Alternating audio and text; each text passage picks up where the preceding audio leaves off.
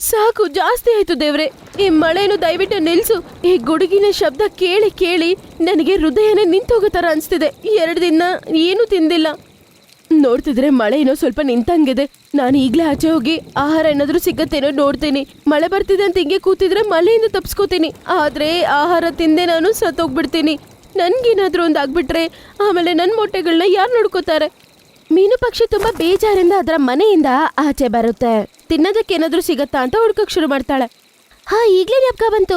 ನನ್ನ ಸ್ನೇಹಿತಿಯಾದ ಪಿಂಕಿಯ ಮನೆ ನೇರಳೆ ಮರದಲ್ಲಿದೆ ಅಲ್ವಾ? ಸರಿ ಸರಿ, ಆದ್ರೆ ನಾನು ಅಲ್ಲಿಗೆ ಹೋಗಿ ನೇರಳೆ ಹಣ್ಣುಗಳನ್ನು ತರ್ತೀನಿ. ಇದೇ ಕಾರಣದಿಂದ ನಾನು ಹೆಂಗೋ ನನ್ನ ಸ್ನೇಹಿತಿಯನ್ನು ಕೂಡ ನೋಡ್ದಂಗಿರುತ್ತೆ. ಮೀನು ಪಾರಿವಾಳ ನೇರಳೆ ಹಣ್ಣು ತರಣ ಅಂತ ಮರದ ಬಳಿ ಬರುತ್ತೆ.